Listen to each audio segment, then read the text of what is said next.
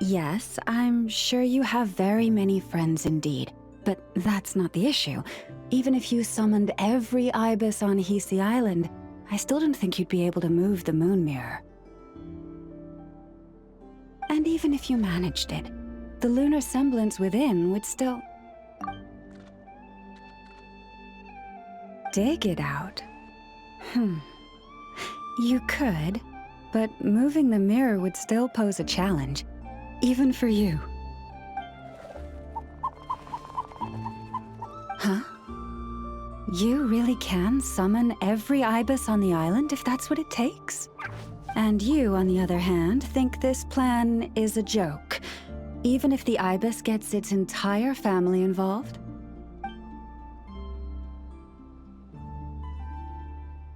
Wow! Things are really kicking off over here. Looks like we've got a weasel thief and a heated argument with a bird. We're plotting and scheming, to be precise. I'm told we have to get all our ducks in a row before moving forward on this job.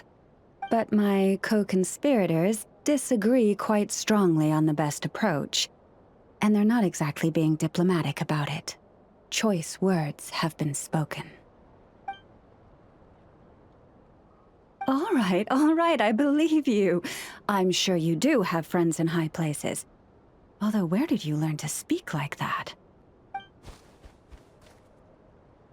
From a short girl with a metal arm and a hat. Oh, of course you can keep talking like that so long as you enjoy it. But be sensible around her, okay? Don't copy everything she does. I'm going to have a little chat with the Traveler and Paimon now, so be good and pipe down a little. Huh, it really did quiet down. Being able to understand animal speak is so cool. Paimon wishes she had that ability. Trust me, Paimon, you would not enjoy it very much at all. Don't misunderstand. Nothing terrible would happen, and it doesn't drive you insane or anything like that. Although, that being said, I do sometimes find it quite overwhelming.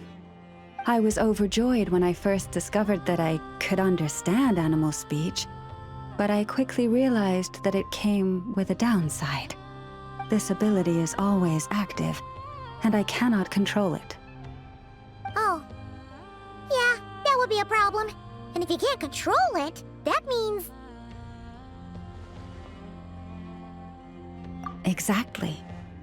People say that listening to the bird song deep in the woods gives them a profound sense of peace and quiet that lifts their spirits. But no matter where I go, I can never find peace and quiet.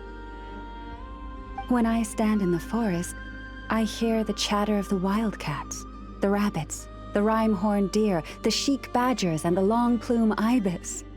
They argue loudly about who's to blame for damaging whose roost, or which part of the woods the best twigs come from.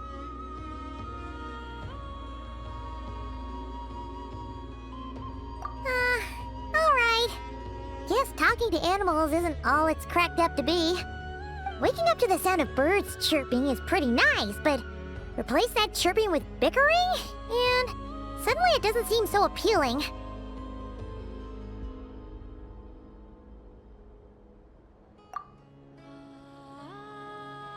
As for me, I've lived with it so long that I'm used to it now. In fact, it would probably be quite an adjustment if I woke up one day and couldn't hear the finches discussing which cup in which house makes for the best bath. Yes, plotting and scheming. Thank you for reminding me. I got a little sidetracked. Although, now that the Traveler's here, we might just have the solution to our problem. No, just you will suffice. This job involves breaking into a storage room by undoing the seal created with the moon mirror by a previous moon chanter. But for someone of your talents, I'm sure it will be a simple task. Don't worry, I'm sure you'll be fine. Come, let's go. here we are. What you see now is the moon mirror, within which the lunar semblance is sealed. Oh, must be a pretty precious statue if they went to all this effort to steal it away. Will there be some traps inside? You know, the kind that send arrows flying out if you step in the wrong place? Do not worry. This little one did some scouting for me ahead of time. The seal does not contain any such fatal traps.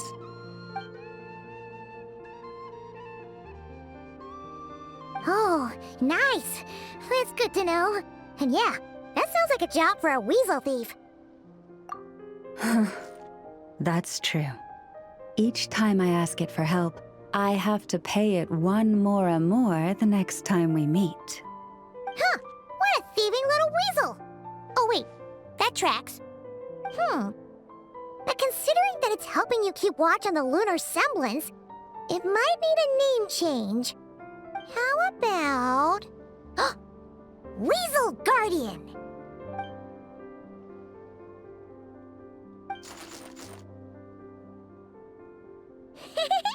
Can't catch Paimon! Paimon can fly!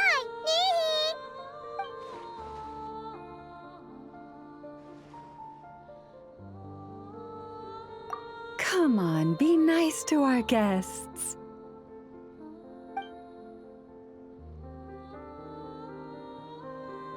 To retrieve the lunar semblance, we need to activate pairs of mechanisms in 2 different locations. So it's a 2-person job. If you head over there and take the mechanism on that side, I'll take this side. That won't be a problem. I have eyes in the sky. It will keep me updated on where you are and which mechanism is in front of you. Don't worry. All you have to do is follow my instructions.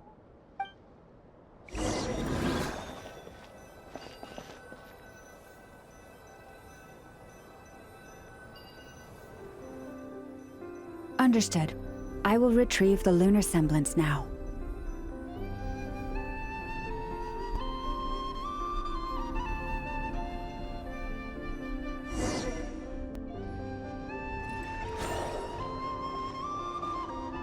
Wow! What a huge statue! Yeah, no amount of birds or weasels is shifting that.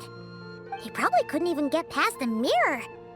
So, Lauma, just how valuable is this statue anyway? In terms of Mora? Not much, I suspect.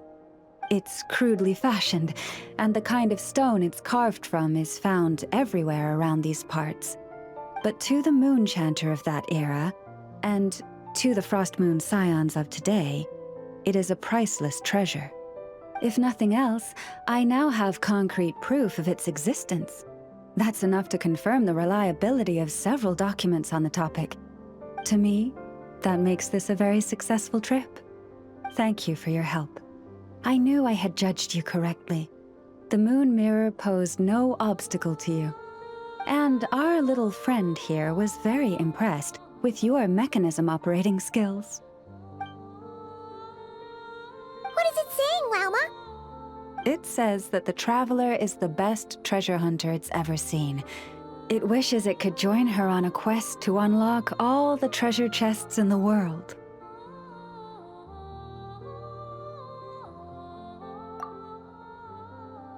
From now on, I'll call on you if I ever find a treasure chest I can't crack. Okay. Bye then.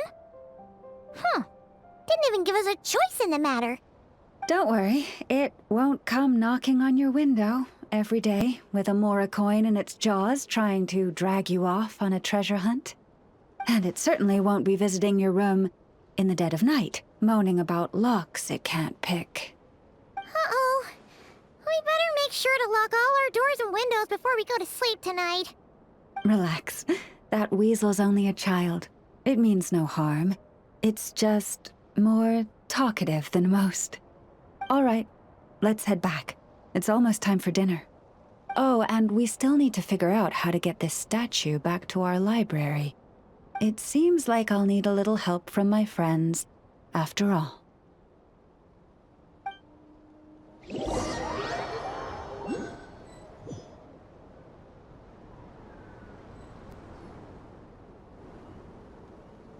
Just here will do. Oh, that all went down without much fanfare. Paimon was expecting something exciting to happen once we put it down. Well, it's just a plain old statue. A historical relic. It doesn't hold any kind of mystical power. The real value lies in the stories behind it. My job is to dig those stories up, wherever they might be hiding, verify them, and then share them with the people. Cool. Well, it's a good thing we got it back here in one piece. Indeed. And you two have my thanks for that. Please, take these fruits and quench your thirst. I had the animals gather them in the woods. And after that, forgive me, but I have another request to make of you. I apologize if this is presumptuous of me, but I've seen how well connected you are, and I've heard of your many travels into secret and forgotten places. On your future travels, if you ever come across any texts about the Frost Moon Scions, could I borrow them and make a copy with which to enrich our library? You have my sincere gratitude on behalf of the Frost Moon Scions. Oh boy. That was some seriously tasty fruit. So much better than Paimon's used to. These animals have lived their whole lives in this forest. Naturally, they're the ones who know where to find the best fruit. This one says to eat as much as you wish, because it's the top fruit finder in the whole forest. It'll fetch some more right away. Awesome! Thanks so much!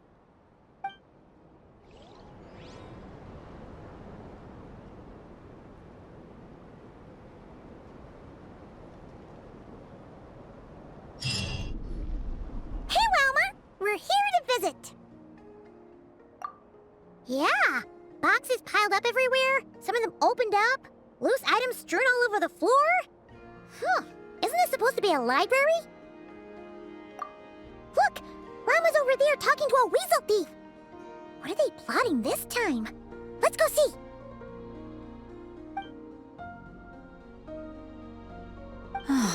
Be that as it may, we don't have any urgent excavation work for you at the moment, so please, stop digging holes all over the place, all right? That's a good child. Here, this Mora is for you. That's the weasel thief from last time, right? What was Llama saying? Have they found another relic?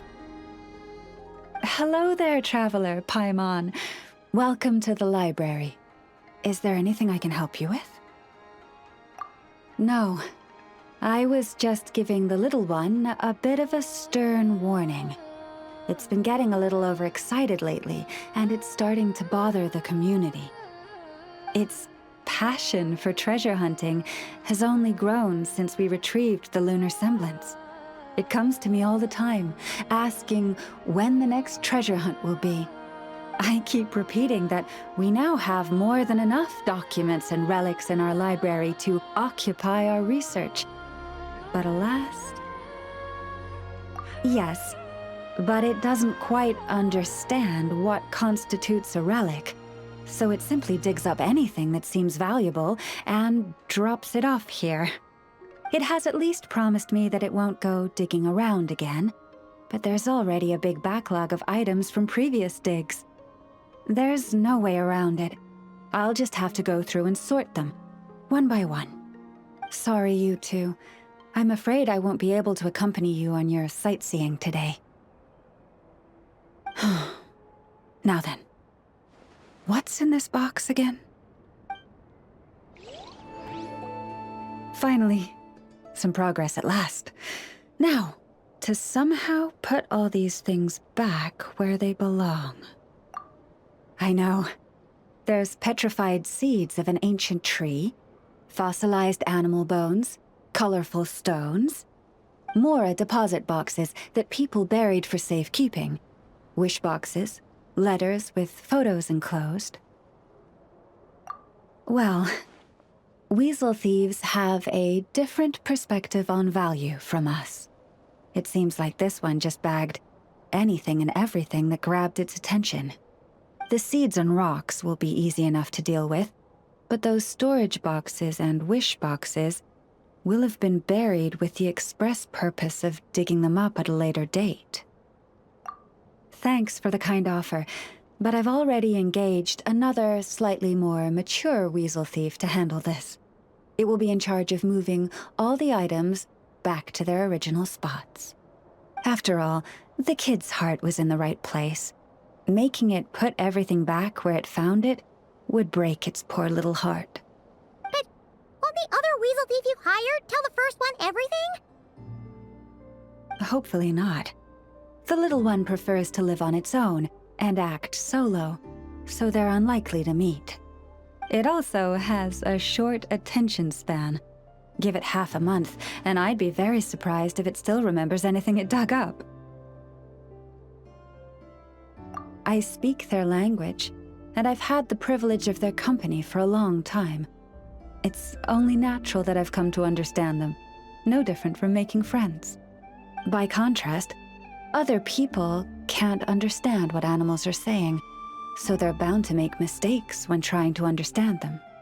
That's why, in a lot of literature on the topic, phrases like bestial nature are rife with negative connotations, while human nature is seen in a more rounded light. You're right. I'm sure those books would have turned out quite differently if they were written by a wolf or a rhyme-horned deer. In any case, to me, human nature and bestial nature are both simply nature. Whether human or beast, all have moments of courage and of cowardice, times of both greed and rage. We all rejoice in our successes and mourn our failures. These experiences are neither inherently human nor inherently animal. They are a part of our shared nature, a nature bestowed upon all living things by Mother Nature herself. I do sometimes wonder whether the world around us might have turned out for the better if humans and animals could communicate with each other. But I know it is but a fantastical idea that can never be. Then there are those who reject nature and turn their back on the natural way.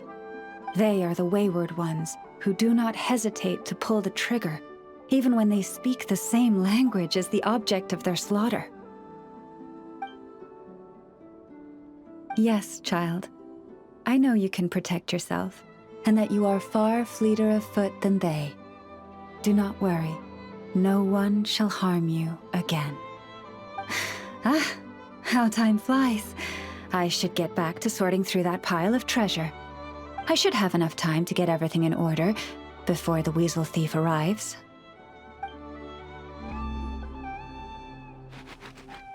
Oh look! There's that weasel thief again! And it's right next to Lauma!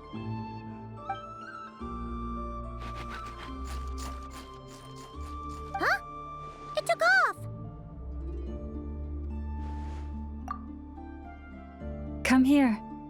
Our little friend asked me to pass this Mora on to you. Huh? Why would a weasel thief give her its Mora? As I said, it greatly admires your treasure hunting abilities and wishes to join you in unearthing every treasure chest in this world. Consider this its deposit. When Mora is involved, a weasel thief never lies. Keep it safe. This coin represents an agreement between you and the weasel thieves. Or at least, this weasel thief.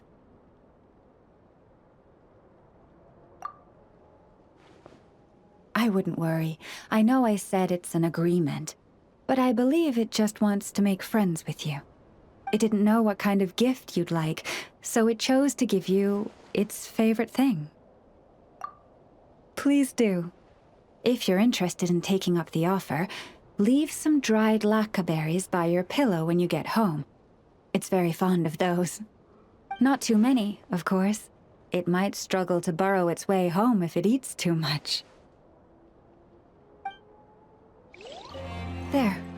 All better. Next time, if it's too heavy, don't try and lift it.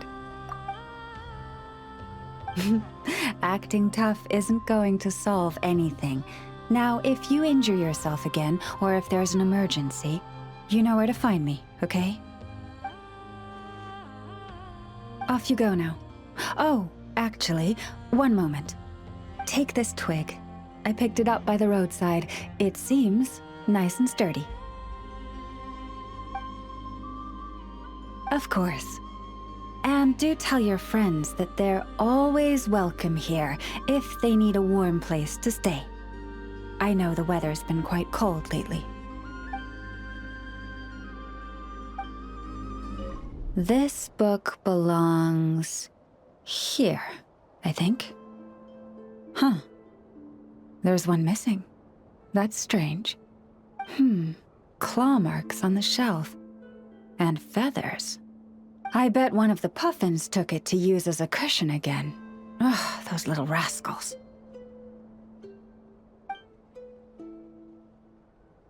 I need you to head back into the woods and see if anyone has a book in their nest. If you find it, please bring it back, and tell whoever took it that they can come to me if they'd like a cushion to sit on. We need to make some more cushions. I think we're going to need everyone's help.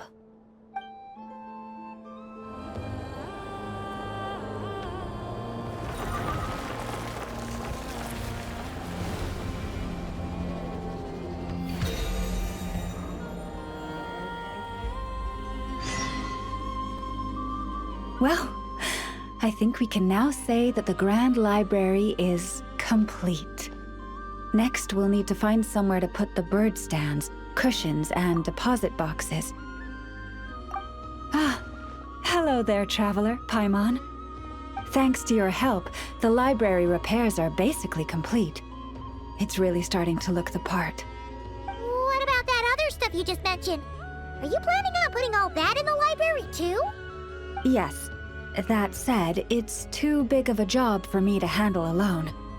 I was planning on getting some of our more skilled artisans to help out. The Grand Library is open to humans and animals alike. Those are the ones I used to use when the little animals came to talk to me about their struggles. I'd originally planned to make some new ones, but some of the animals are nostalgic for the older items, so we brought them along too. Wait! Animals tell you their struggles? Like a therapy session? Kinda sounds like a nice bathhouse for animals. This is one of my duties as Moonchanter. I would not call it hard work. And it's true. All living things have a need to feel heard. I have always encouraged everyone to come to me without reservation, whatever troubles they may be facing. Hiding your thoughts deep in your heart will not solve anything. In fact, it often makes the problem worse.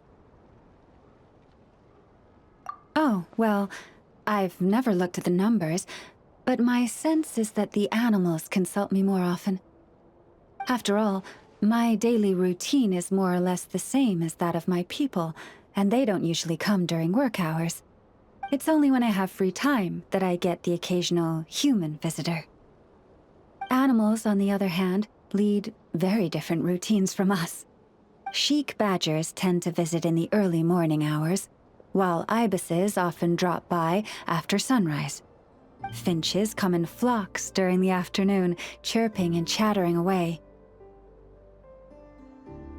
The rhyme-horned deer visit at dusk, mostly alone, though sometimes with one or two friends.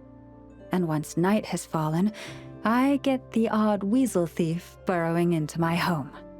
Oh, but that leaves you with no time to yourself at all. It truly is. There was one time when a weasel thief stole some pine cones that a group of finches was hoarding. It must have been around 20 finches that flew to my bedside in the dead of night to protest the transgression. I had to ask a sniffer mole who I'd just been chatting with to invite the weasel thief over. It took a lot of work to convince it to reveal where the pine cones were.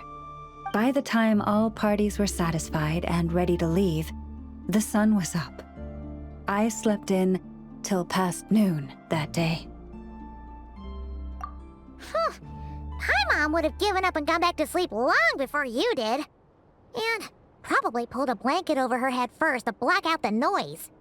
Since they'd taken the trouble to come to me, I felt I had a duty to help them. And the results made it all worthwhile. After getting everything off their chests, the finches went back to happily hopping around, and the weasel thief went off in search of new, exciting treasure. But humans are less forthcoming than animals. Too often, they hide their true feelings in the deepest corners of their hearts. Even those who come to me for guidance, I feel as if they tell me only part of the story, leaving out what truly burdens their soul. Perhaps they are unwilling to say it out loud, to face the real issues head on. Human society often encourages people to hide their true selves. It is not dissimilar to the way that some butterflies hide away in a withered leaf and camouflage their wings to match their environment. Social interactions between humans can be complex and difficult. Everyone has their way of coping, and I don't judge them for it. Nonetheless, suppressing one's true feelings can easily lead to melancholy and depression. Deep-seated issues like that are difficult to resolve, no matter what advice I give. So I had an idea. I thought, what if I could find a way to bring complicated human minds and straightforward animal ones together? Maybe by spending some time around each other, both could experience a new perspective. It was with that in mind that I renovated the Grand Library and turned it into what it is today, spacious and well-ventilated, and open to humans and animals to come and go as they please. Except maybe on rainy days, when they're looking for shelter. But the rest of the time, people can visit whenever they want, to spend time with the animals, browse books, rest, and enjoy the sun. And perhaps the company of our dear animal friends, who will not be driven away by anything they say, might encourage people to open their hearts and share the truth of what lies within. Wow, you really put a lot of thought into this library renovation. Oh, it sounds great to Paimon. Hugging fluffy animals, lounging in a chair all day without a care in the world. Just thinking about it makes Paimon feel all warm and fuzzy.